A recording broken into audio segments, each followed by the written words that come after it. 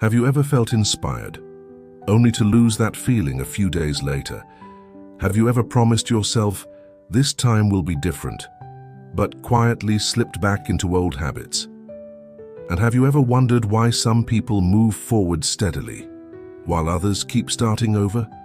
Tonight I want to tell you a story, not about talent, not about luck, not about sudden breakthroughs, but about something quieter, something stronger, something that works even when you don't feel like working. In a modest town surrounded by wide open fields, there lived a young man named Caleb. Caleb had big dreams. He wanted to become successful. He wanted to make his parents proud. He wanted to build a life that felt meaningful and strong. Every evening, Caleb would sit at his desk and watch motivational speeches online. He listened to powerful words about ambition, courage, and greatness. The music in those videos made his heart race. The speakers sounded confident and unstoppable. In those moments, Caleb felt invincible. "I'm going to wake up at 5 a.m. tomorrow," he would whisper to himself. "I'll study for hours, I'll exercise, I'll change everything." And as he imagined his future success, he felt excited. But morning always came quietly. The alarm would ring. Caleb would open one eye, then close it again. "Just 10 more minutes," he would say. 10 minutes became 30. 30 became an hour. And the day would start just like the day before. At first, he told himself it was normal. Everyone struggles, he thought. But weeks turned into months, and nothing truly changed. Caleb felt frustrated, not because he lacked dreams, but because he lacked consistency. One afternoon, while walking through town, he noticed an older man repairing the wooden fence outside his house. The man's name was Daniel. Daniel was known in the community as someone reliable. His small repair business had grown slowly over the years. He wasn't flashy, he didn't boast, but people trusted him. Caleb admired that quiet confidence. He approached Daniel and asked, "How do you stay so motivated every day? How do you keep going?" Daniel looked at him carefully.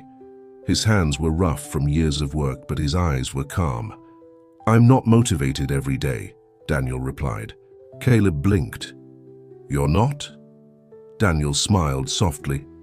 "Come by tomorrow morning, 6 o'clock. If you're serious, I'll show you something." The next morning, before the sun fully rose, Caleb forced himself out of bed. He wanted answers. He arrived at Daniel's house at exactly 6. Daniel was already outside, not stretching, not preparing, working. He was sanding down a wooden plank, steady and focused. "You're early," Caleb said. "I'm on time," Daniel corrected gently. "I start at 6 every day." They worked in silence for a few minutes. The sky slowly shifted from dark blue to soft gold. After a while, Daniel put down the plank and said, "Let me tell you a story. When I was your age, I wanted to become a master carpenter. I watched experts. I read books. I imagined the furniture I would one day build." Caleb nodded. It sounded familiar. "But I had a problem," Daniel continued. "I only practiced when I felt inspired." Caleb looked down. "Some days I was unstoppable. Other days I did nothing. I kept waiting for the right mood." Daniel picked up a small wooden box and handed it to Caleb. It was simple, smooth, perfectly aligned. "I built this," Daniel said, "one cut at a time every morning, whether I felt like it or not." Caleb ran his fingers along the edges. "What changed?" he asked quietly. Daniel leaned back against the fence. "One winter morning, I visited an old lighthouse by the coast," he said. "There was a keeper there, an elderly man who had been lighting that beacon for decades. I asked him if he ever got tired. The lighthouse keeper laughed and said, 'Of course I get tired, but the ships don't care about my mood.'" Caleb listened carefully. "If I light the beacon only when I feel inspired," the keeper told me, "someone could lose their way." Daniel paused. That day I understood something. Responsibility doesn't wait for motivation. It depends on discipline. The words settled into Caleb's mind. But how do you build discipline? Caleb asked. Daniel picked up a small stone from the ground. See this? Caleb nodded. If I tap this stone once a day with a hammer, you won't notice much at first. After a week, maybe still nothing. After a month, small cracks may appear. After a year, the stone breaks. He looked directly at Caleb. Consistency is invisible until it becomes undeniable. The next few days, Caleb began showing up at 6 every morning. Not because he felt inspired, but because he said he would. The first week was difficult. His body resisted. His mind complained. Some mornings he stood outside Daniel's workshop feeling exhausted, but Daniel never gave long speeches. He simply worked, steady, focused. Caleb began applying the same approach to his own goals. He created a simple routine. Wake up at 6, study for 1 hour, exercise for 30 minutes. No dramatic changes, no extreme promises, just small actions repeated daily. At first he saw no results. His grades improved only slightly. His body felt sore. His progress seemed slow. Friends teased him. "You're waking up early now?" They laughed. "Let's see how long that lasts." There were evenings when Caleb wanted to quit. He missed the rush of motivational videos. He missed the fantasy of overnight success. But something inside him had shifted. He no longer chased excitement. He chased repetition. Months passed. The 1 hour of study became easier. His focus sharpened. The 30 minutes of exercise strengthened his body. His confidence grew quietly. Not loud, not dramatic, but steady. One afternoon, while cleaning the workshop, Caleb asked Daniel, "When does discipline become easy?" Daniel wiped his hands on a cloth and said, "It doesn't become easy, you become stronger." That answer stayed with Caleb. Years went by. Caleb finished school with strong results. He built skills that others ignored. He developed habits that didn't depend on feelings, and slowly people began to notice.